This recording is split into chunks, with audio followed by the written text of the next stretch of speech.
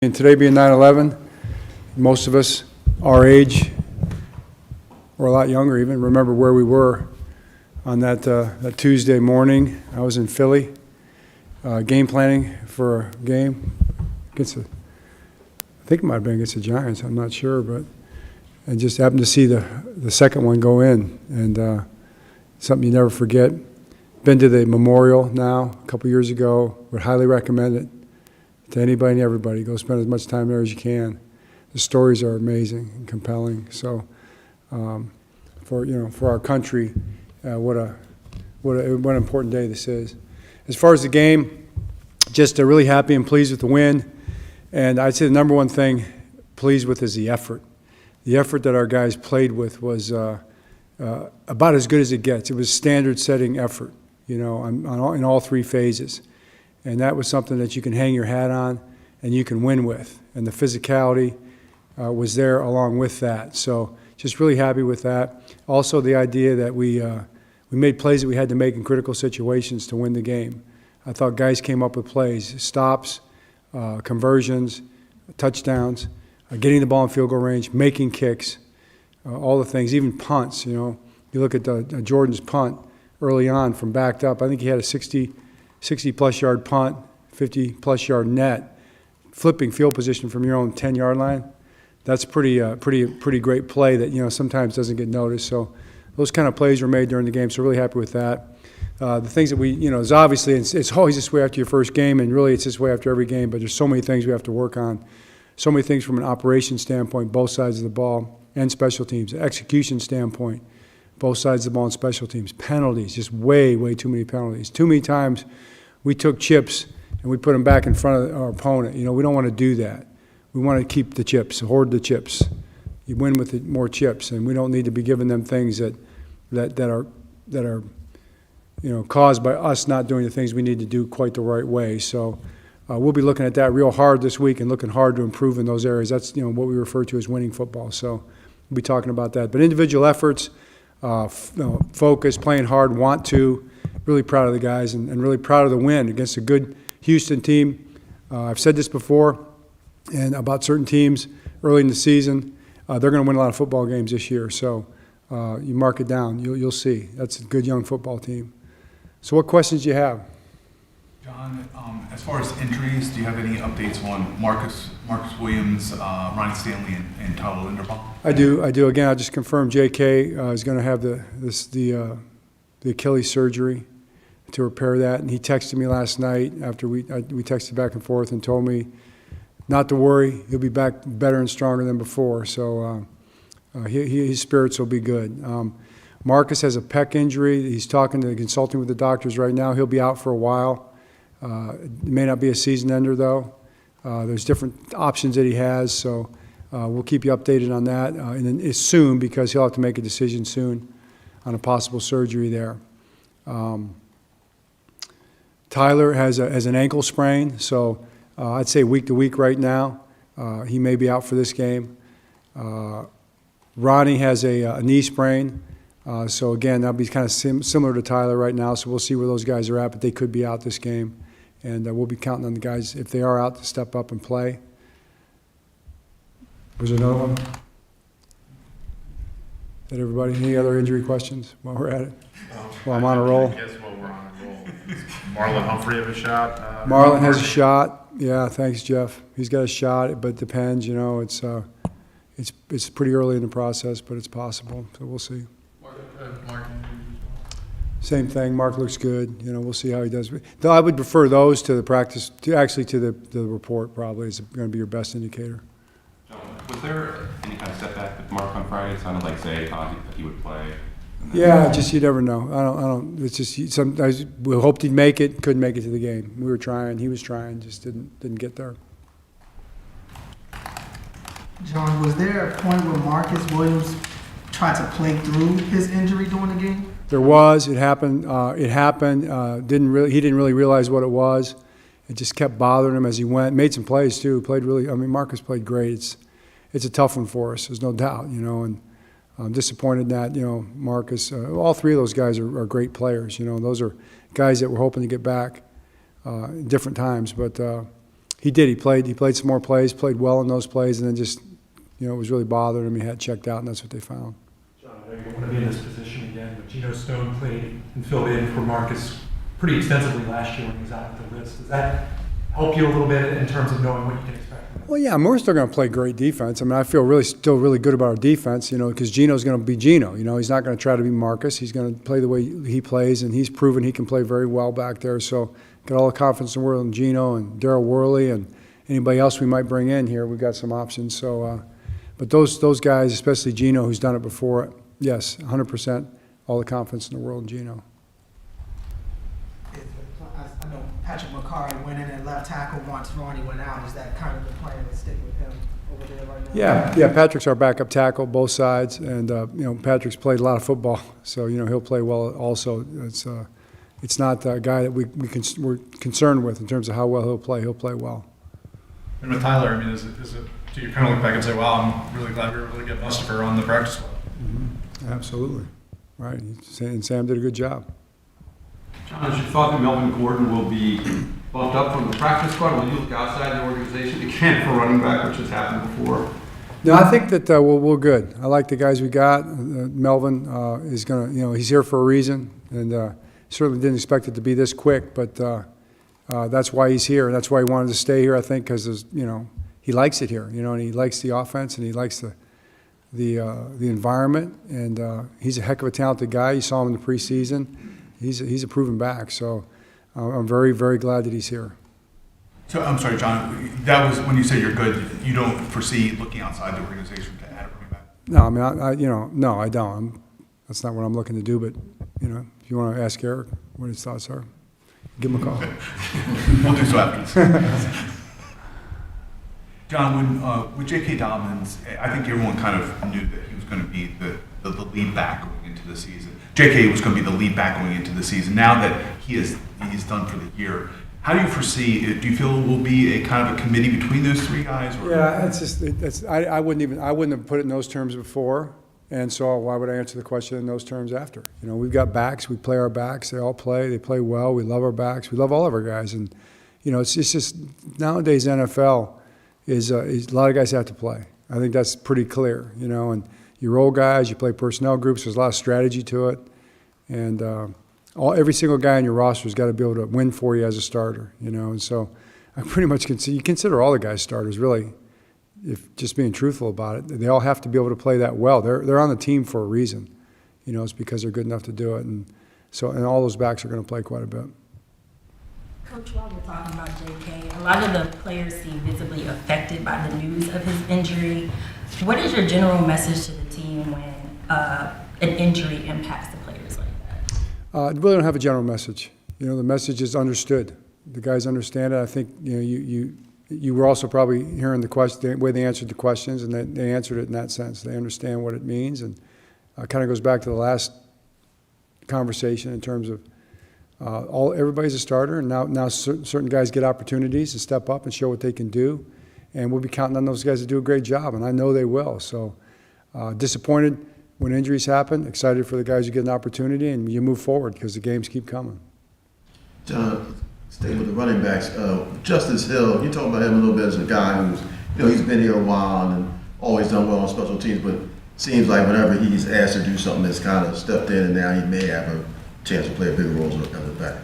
Right, man, Cliff. Obviously, the way he's played speaks for itself, right? I mean, you guys have seen him play. The fans have all seen him play now through the years, but also in the preseason and yesterday. So, I don't think it needs any explanation. You've got tremendous confidence in Justice Hill. He's a very good running back. He's a very good all-around player, and it's going to be a great opportunity for him. John, when we talked to the offensive guys after the game, I mean, like Zeitler said, if we're being honest with ourselves, we probably didn't execute up to our standard. Lamar said we were rusty. I mean, when you looked at the tape, did you see a lot of things where things were maybe just a step off, or what was your kind of broad take on the offense? Absolutely. Lots of little things, even communication, just the way we were operating. It was up and down. It was a little spotty. We had some really good moments, many good moments, but we also had many not good moments. And just being on the same page, where we were lined up, timing up motions, getting out of the huddle as quickly as you wanted to at times. Route running, blocking schemes, which linebacker we were working towards. There's just a myriad of things that go into playing a football game and operating offensively or defensively and special teams. There's a lot of moving parts, and we've got to get the parts moving more in sync, and it's early in the season. It's not unexpected, but I promise you, we want to be chasing perfection, man. We really don't want to be not hitting on all gears at any time. And so we'll be working really hard to get better in all those areas this week. Our guys that's what the tone in the locker room was last night for sure. I think you probably saw that, Childs, with your questions. The guys know it, and they're excited to get to work and get better and keep building. John, you already expressed a lot of optimism about Ronald Darby, but how pleased were you with the way that he played yesterday? I think he played all but 7 or 8 snaps, knowing he's only 11 months removed from that ACL injury. Yeah, definitely. Well, I thought he played really well, and I think, I guess if the underlying question is, did you want to play him that much, and will you play him that much going forward? It's like we got a good guy in Rock, also got in there late. And I think he's going to be a lot stronger this week too, so we'll have a chance to roll our guys in, and then when Marlon comes back, we're going to be feeling good about our situation there. But yeah, I thought Ronald played really good, especially given, like you said, coming back off an injury, you kind of forget that it even happened that recently. He looks good to me. I mean, I'm really, really happy he's on our team. He's a great guy. He plays super hard, competitor, just our kind of guy. The guy who came back and played from big injuries or Rashad Bateman, working his way back in the longer race. It was encouraging to see him make a few catches and, sought out contact. It seemed like he was playing physical and played well. Yeah, he did. Rashad played really well. Made the big catch over the middle, hidden into the red zone, and blocked really well. All the receivers did. I think he was just kind of excited to be back out there and be fighting in a game, and there's a lot of great days ahead of Rashad for sure. John, I think there was only one design rush for Lamar yesterday, and it was the QB sneak. Is that just something that's kind of a week-to-week or even drive-to-drive consideration, just how to get him involved in the run game or whether to get involved in the run game? Well, yeah, I mean that is, but there was more than that in the plan. So there were more than that called. It wasn't the only one was not quarterback sneak. So he's reading a lot of those runs out. But some of them are RPO, some of them have a quarterback run element in them as well. So there were numerous ones in there actually.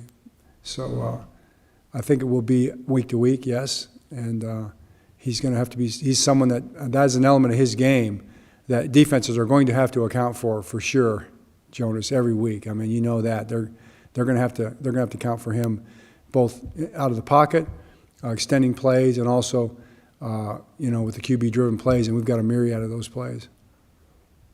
We saw